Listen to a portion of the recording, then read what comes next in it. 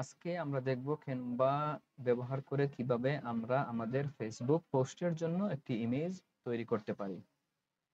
তো Canva design করার জন্য প্রথমেই আমরা আমাদের ব্রাউজারে চলে যাব। ব্রাউজার থেকে আমরা সরাসরি চলে যাব ক্যানভাতে। ক্যানভাতে ক্লিক করার পরে ক্যানভার এই ইন্টারফেসটি আমাদের সামনে আসবে।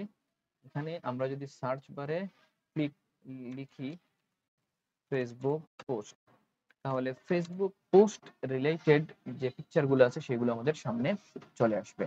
এই যে আমাদের সামনে চলে আসছে। এখন মনে করেন আমি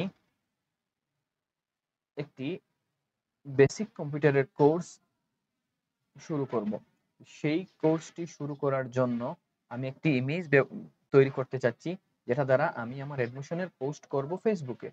তো চলুন আমি এখান থেকে দেখি আমি কিভাবে একটি নতুন ডিজাইন করতে পারি। তো আমার সামনে অনেকগুলো অপশন চলে আসবে। এখান থেকে আমি আমার সুবিধা মতো একটি ডিজাইন নিয়ে নিব। আমি যেহেতু আমার একটি প্রতিষ্ঠানের নামে এই কোর্সটি চালু করব, সুতরাং আমি আমার ওই প্রতিষ্ঠান রিলেটেড যে ইমেজগুলো আমি পাবো ওই রিলেটেডই আমি একটি ইমেজ দিব।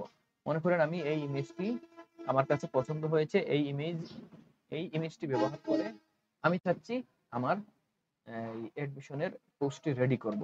আমি ইমেজের উপরে ক্লিক করার পর এই অপশনটি আসবে। এখান থেকে আমি কাস্টমাইজ দিস টেমপ্লেটে ক্লিক করলাম। কাস্টমাইজ দিস টেমপ্লেটে ক্লিক করার পরে আমার সামনে এই ইমেজটির একটি এডিটেবল অপশন চলে আসবে। এইখান থেকে এই যে ডিজাইনটি আছে সেই ডিজাইনটিকে আমি আমার ইচ্ছা মতো করে কাস্টমাইজ করে নিতে পারবো। যেহেতু আমি বেসিক কম্পিউটারের কোর্স রান করব, আমি এই ডিজিটাল মার্কেটিং যে লেখাটা আছে এই জায়গায় আমি প্রথমেই লিখে নিব বেসিক কম্পিউটার। বেসিক কম্পিউটার লিখে নিলাম। আমি এই লেখাটাকে সিলেক্ট করে এখানে কম্পিউটার লিখে নিলাম। লেখার পরে আমি চাচ্ছি যে আমি উপরে লার্ন কথাটা লিখবো। তাহলে আমি এই এজেন্সি যে আগের যে লেখাটা আছে এটাকে উপরে নিয়ে কম্পিউটারটাকে একটু নিচে নিয়ে আসলাম। আর এই যে ফন্টটা আছে এই ফন্টটা রেখেই আমি এটাকে ডাবল ক্লিক করে এডিটেবল হবে। এখানে আমি লার্ন কথাটা লিখে দিলাম। এই যে লার্ন বেসিক কম্পিউটার হয়ে গেল। এটাতে ক্লিক করে আমি সবগুলোকে বড় হাতের করে দিলাম। Learn basic computer. ওকে।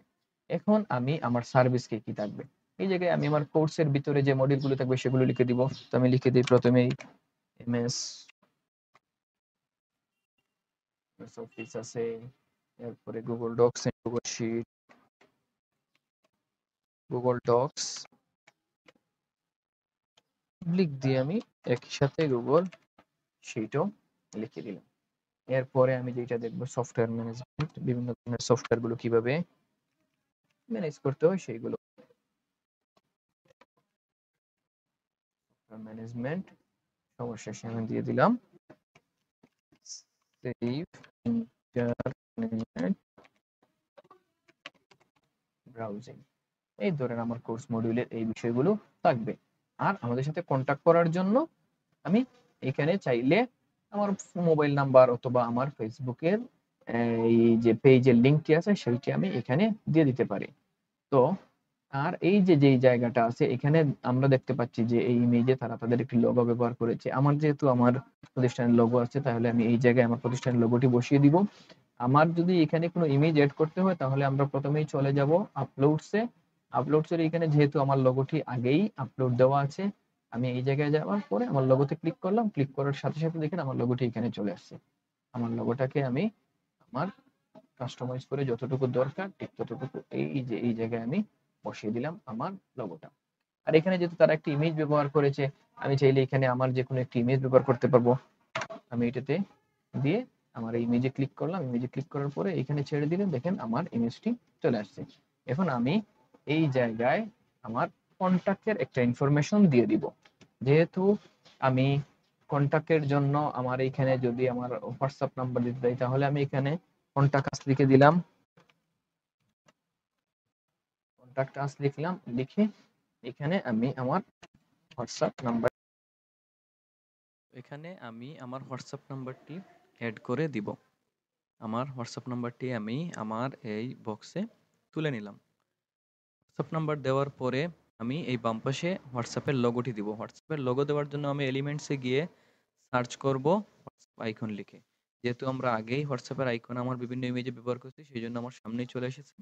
আমি এখান থেকে হোয়াটসঅ্যাপ আইকনটি ক্লিক করে আমার এই ইমেজে নিয়ে আসলাম। ইমেজে নিয়ে আসার পরে আমি আমার সুবিধা মতো এটাকে ছোট বা বড় করে নিয়ে আমার যে লেখাটি আছে সেই লেখার সাথে অ্যাডজাস্ট করে এখানে বসিয়ে দিব। হোয়াটসঅ্যাপ আইকনটি যখন বসানো শেষ হবে আমার ইমেজটি রেডি। এখন আমি ইমেজটিকে ডাউনলোড করব। আমি শেয়ারে ক্লিক করে ডাউনলোডে ক্লিক করব এবং অবশ্যই জেপিজি অপশন সিলেক্ট করে আমি ডাউনলোডে ক্লিক করে দিলে আমার ইমেজটি আমার এই কম্পিউটারে ডাউনলোড হয়ে যাবে।